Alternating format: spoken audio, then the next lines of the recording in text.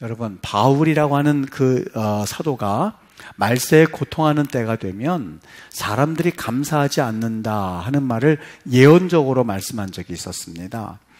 디모데후서 3장 1절에 보면 너는 이것을 알라. 말세에 고통하는 때가 이르면 사람들이 그때는 자기를 사랑하고 돈을 사랑하고 그리고 교만하며 그리고 자랑하고 그리고 비방하고 부모를 거역하고 감사하지 아니하고 그리고 거룩하지 아니한다라는 이야기를 예언적으로 한 적이 있었습니다.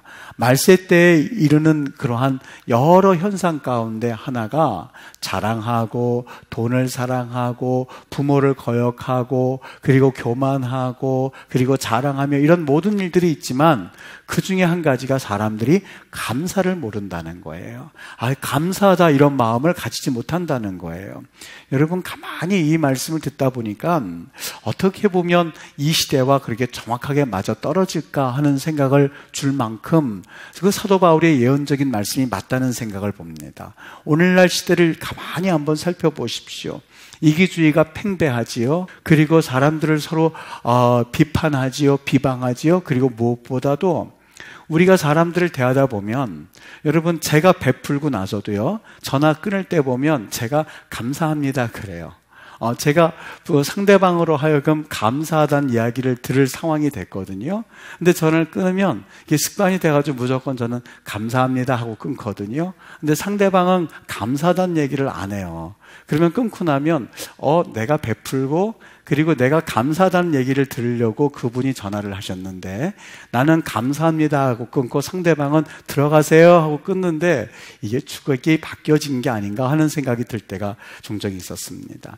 여러분, 주위에서 보면은요, 저 정도면 감사하고 살아도 되는 그러한 상황임에도 불구하고 감사하지 않고 원망하면서 살아가는 사람들을 종종 보게 됩니다. 성경에 보면 이스라엘 백성들의 삶이 그랬습니다. 하나님께서 그들에게 베푸신 은혜가 얼마나 컸습니까? 한번 생각해 보십시오. 이스라엘 백성들이 애굽에서 400년간 포로 생활을 하다가 이제는 그들이 하나님의 이 귀한 이 선지자였던 모세를 통해서 그들이 이끌림을 받았습니다.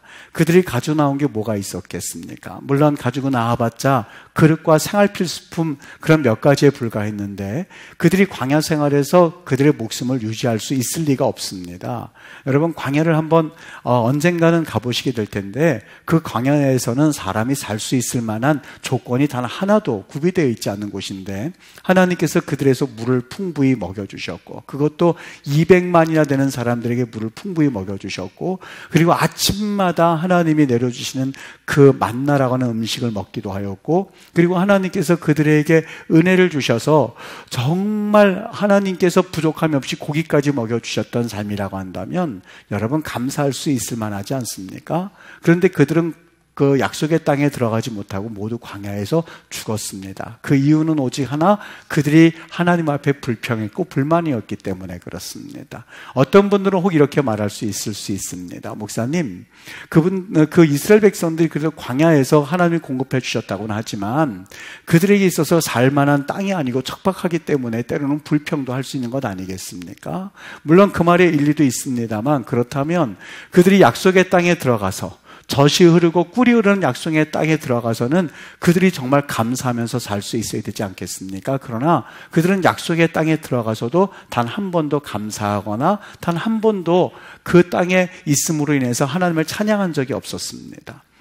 사회학자들이 우리 60년 전에는 우리가 생활 필수품이 대략 한 72가지이면 되는 그런 시대에 살고 있었다고 합니다. 그런데 60년이 지난 오늘날 우리에게 생활 필수품이 몇 개나 되는지 아십니까? 자그마치 500여 가지 이상이 생활 필수품이 되었다고 합니다.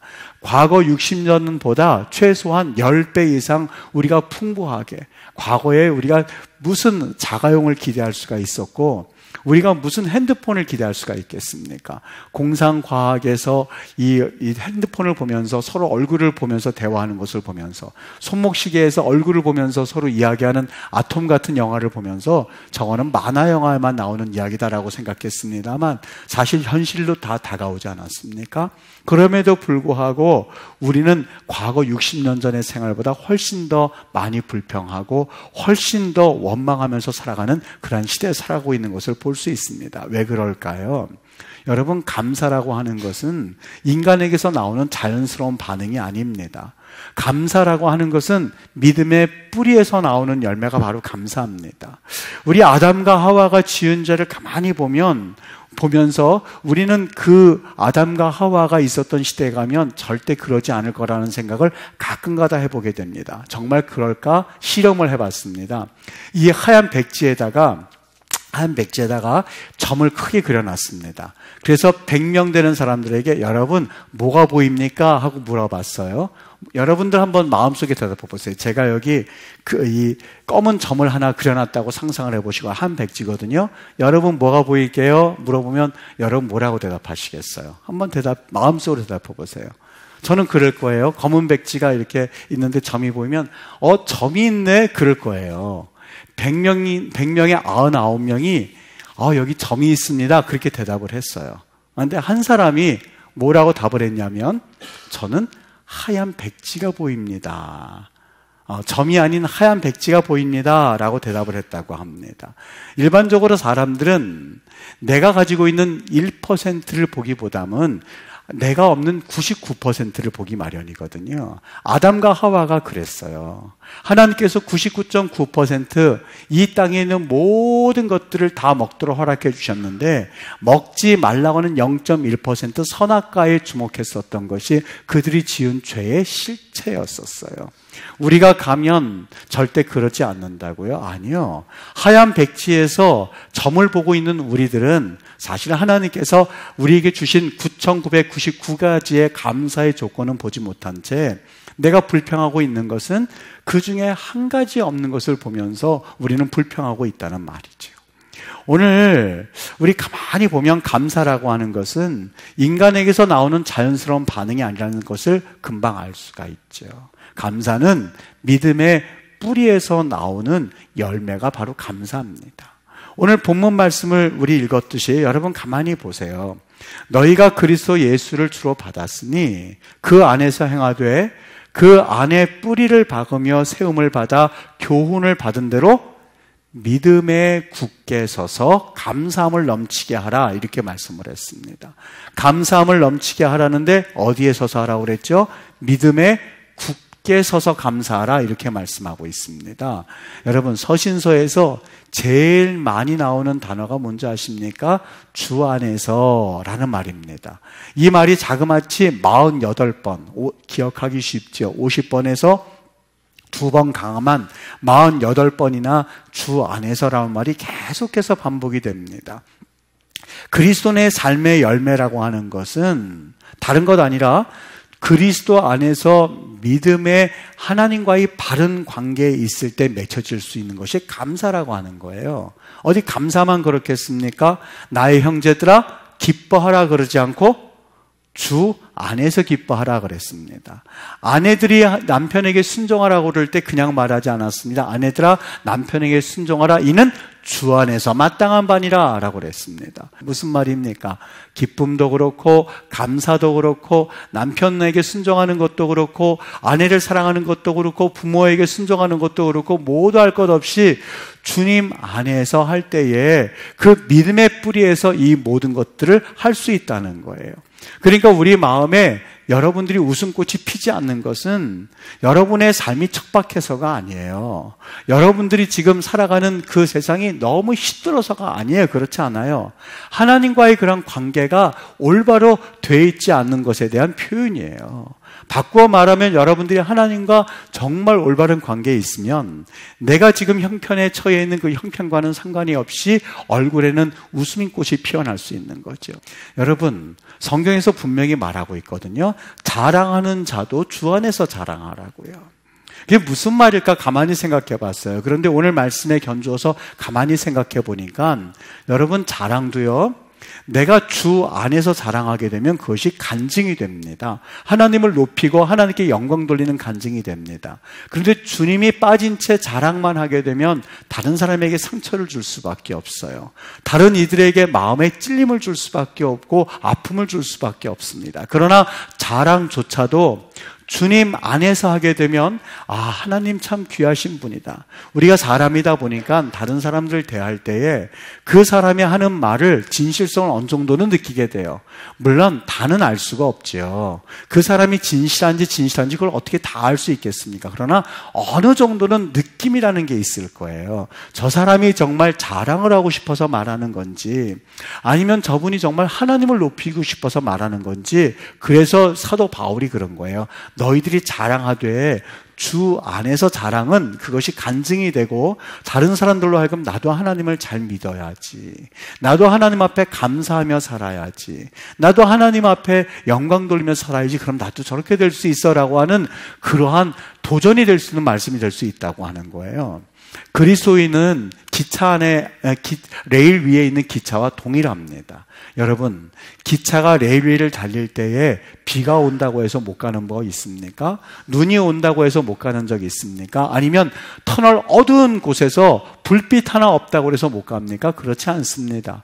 기차는 레일 위에 있으면 어두운 터널을 지나도 그냥 갈 수 있게끔 돼 있고, 눈이 오거나 비가 오거나 천둥 번개가 치거나 할 것 없이 기차는 레일 위에 있으면 갈 수 있는 위치와 똑같습니다. 우리 그리스도인들은 예수 그리스도라고는 레일 위에만 있으면, 우리는 내 주변 환경이 비가 온다 한다 할지라도, 내 주변에서 눈이 온다 한다 할지라도, 천둥 번개가 치고 바깥은 캄캄하고 아무 희망이 없을 때에도 나는 달릴 수 있는 기차처럼 나는 하나님 앞에 기뻐할 수가 있고 감사할 수 있다고 하는 것이죠. 시편 다윗을 보면은요, 시편에 있는 다윗을 보면 이 다윗의 시편이 절반을 차지하고 있어요. 그 중에서 구약 성경에 제일 유명한 시편 중에 시편이 23편, 1편, 이런 시편들을 볼 수가 있어요. 근데 시편 23편에 보면 너무 유명한 얘기가 있죠. 여호와는 나의 목자시니 내게 부족함이 없을 거라고요. 이 시는 우리 교회 다니는 분들 뿐만이 아니라 교회 안 다니는 분들에게도 유명한 시가 시 23편의 내용입니다. 그런데 이 다윗이 내가 부족함이 없습니다 라는 이야기를 들으면서 정말 부족함이 없어서 이야기를 한 걸로 생각을 하거든요. 근데 그 23편을 가만히 묵상해 보세요. 거기 보면 원수란 말도 있죠. 거기는 사망의 음침한 골짜기도 있죠. 죽음의 골짜기란 뜻이거든요. 무슨 이야기를 하고 있었을까요? 거기서는 다윗의 일생이 그렇게 호락호락하지가 않았어요.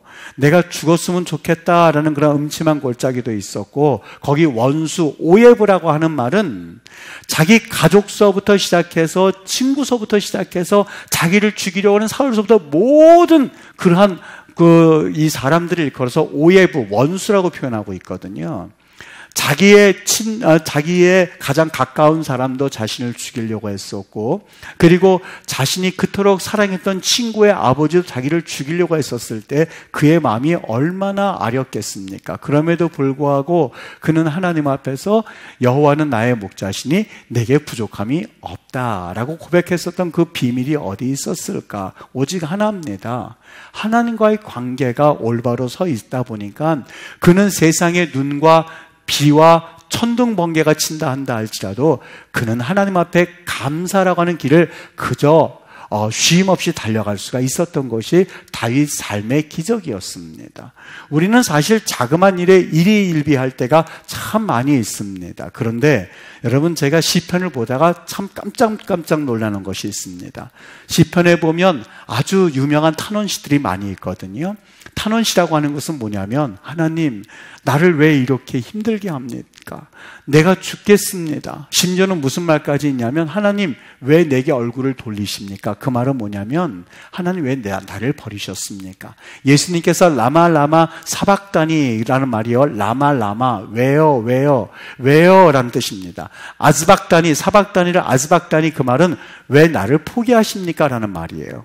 왜 내게서 얼굴을 돌리십니까? 라는 시편 기자의 고백은 바로 예수님께서 하셨던 고백이고, 사실 십자가 고통 가운데서 죽을 수밖에 없는 기가 막힌 상황에 처해 있는 사람들이 하는 고백이 하나님이여 하나님이여 어찌하여 나를 버리셨습니까? 하는 고백이거든요. 그걸 걸어서 탄원시라고 그래요. 성경에 이 탄원시가 3분의 2 정도 되고 있습니다. 그런데 놀라운 사실은 이 탄원시 끝나고 날 때, 처음에는 탄원으로 시작을 합니다만 끝날 때쯤 되면 여러분들이 집에 가셔서 혹시 묵상하면서 한번 보십시오. 꼭 끝마당에는 어떻게 끝나는지 아십니까? 시편 13편 제가 예를 들어 드릴게요. 거기에 보면 여호와여 어느 때까지입니까? 나를 영원히 잊으십니까? 주의 얼굴을 어느 때까지 숨기시겠습니까? 왜 내게 얼굴을 돌리냐는 말이죠. 쭉 그렇게 탄원하고 있다가 4절에 보면 두렵습니다.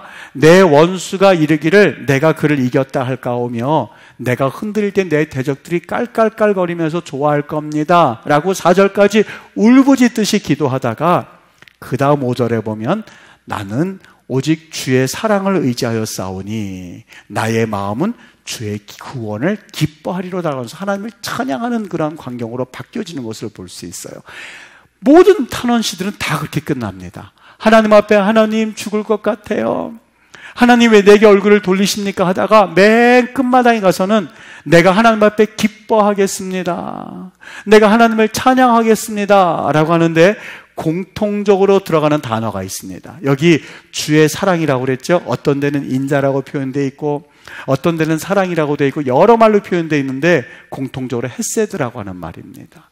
그 헤세드라고 하는 말의 의미가 뭐냐면 하나님께서 나를 구원하실 것을 믿고 하나님께서 나를 인정해 주시고 약속해 주시는 그 사랑을 말할 때에 헤세드란 말을 씁니다. 다시 말하면 시편 신앙인이 기뻐할 수 있었던 것은 자기의 형편이 바뀌어져서가 아니에요. 내 잔고가 없었는데 기도하고 났더니 잔고가 충만해져서 하나님 감사합니다 응답되어서 이 찬송이 이 말이 아니에요. 내가 지금 여러 가지 어려운 상황이 되는데 대학에 내 아들이 턱턱 붙고 그리고 내 경제적인 모든 형편이 탁탁 풀리고 그리고 내 집 원하던 그 집을 다 사고 그리고 팔 거 팔고 그래서 하나님 감사합니다 이런 1차원적인 감사가 아니었었어요. 그들이 감사할 수 있었던 이유가 있다면 하나님께서 나를 구원하실기에 하나님께서 나를 도와주실기에 하나님께서 언젠가 나를 천국 백성 되게 만드시기에라고 하는 그러한 거시적인 안목을 가지고 하나님께서 나와 함께 하실 것이기에 그들은 감사할 수 있었던 그 이유였었던 것이죠. 여러분, 삶에 지쳐있는 사람들이 극단적인 선택을 하는 것을 볼 때가 있어요. 그 이유는 내 삶을 짤막짤막하게 눈 앞에 있는 것만 보기 때문에 그렇습니다. 우리 이번 주에 이 수능이 끝났는데 지금도 그런 일들이 일어나긴 합니다만 과거에서부터 그랬어요. 그 수능을 보고 나면 청소년들이 극단적인 선택을 하는 청소년들이 가끔가다 있었어요. 볼 때마다 얼마나 안타까웠는지 모릅니다. 여러분들이 이제는 뒤를 되돌아보니까 수능이 참 중요하고 그리고 참 우리 삶에 있어서 영향을 미치는 것은 맞습니다만 뒤를 되돌아보면 그것도 하나의 단계에 불과하구나. 그것이 우리 인생의 단은 아니구나 하는 것을 느낄 수 있죠. 마찬가지입니다. 재수를 하면 그때는 인생의 패배자인 것 같고 인생의 실패자인 것 같습니다만 긴 안목으로 보면 사실 재수 아무것도 아닐 거예요. 긴 안목으로 보면 여러분들이 잠깐 일생 가운데 실패하고 그리고 여러분들의 여러 가지 삶에 있어서 아름답지 못했던 그 순간들 그것도 사실 우리가 지나갈 수 있는 대목이거든요. 언제요? 길게 우리가 주님께서 우리를 계획하시고 섭리하신다는 안목을 가지고 바라볼 때에 우리는 얼마든지 겪어나갈 수 있는 겁니다. 다니엘 6장에 보면 하나님께서 이 다니엘과의 그런 관계성을 잘 표현해주고 있는 대목이 있는데 다니엘이 하나님 앞에 기도한다는 것을 알고 그의 정적들이 그를 죽이려고 사자굴에 그를 집어넣으려고 계략을 꾸밉니다. 그런데 그 계략을 꾸미는 그 계략에 넘어가서 그가 사자굴 앞에서도 그가 감사할 수 있었던 이유가 뭔지 아십니까?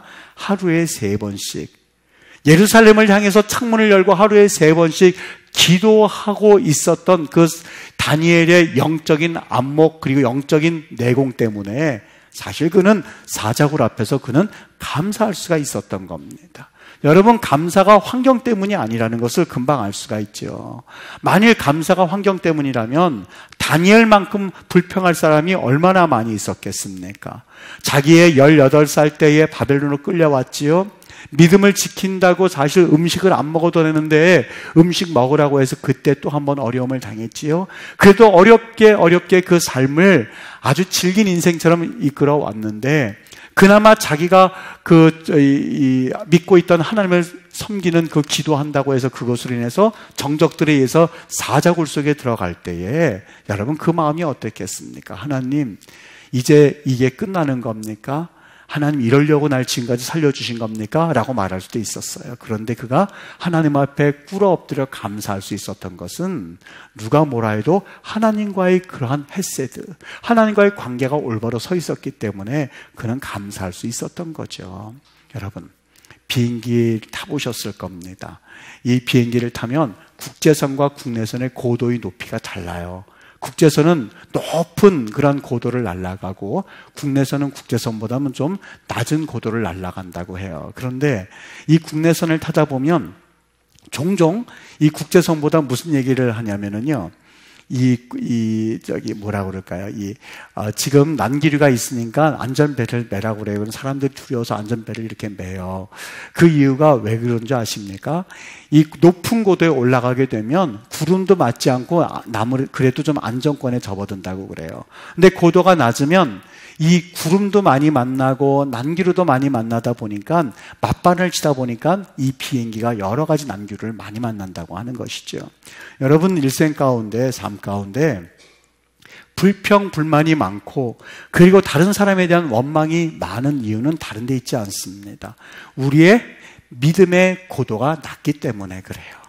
믿음의 고도가 낮을 뿐만이 아니라 믿음의 고도가 땅바닥에 있으면 사람에게도 부딪히고 돌에도 부딪히고 건물에도 부딪히고 여러 가지로 부딪힐 거예요. 그때마다 불평하고 그때마다 원망하고 그때마다 좌절하고 그때마다 하나님 앞에 내가 입으로 범죄한다면 여러분, 이제는 믿음의 고도를 좀 높이시길 바랍니다. 믿음의 고도를 높이시면 그 다음에 사람에게 부딪히는 그 믿음의 고도가 높아지면 빌딩에는 부딪히지만 이제는 빌딩보다 더 한 단계 높은 믿음의 고도를 더 높여보십시오. 그러면 빌딩은 지나갈 수 있을 거예요. 구름에 부딪힌다면 구름의 고도에서 또 한 단계 높여보십시오. 그러면 여러분들은 정말 삶에 감사할 제목밖에 없다는 것을 느끼실 수 있을 겁니다. 여러분, 감사라고 하는 것은 환경이 아닙니다. 감사라고 하는 것은 내가 환경이 좋아서 감사할 수 있는 것이 아니라 하나님과 바른 관계에 있을 때부터 시작이 되는 겁니다. 감사를 환경 때문에 감사하라고 한다면 그 사람은 평생 감사할 수가 없습니다.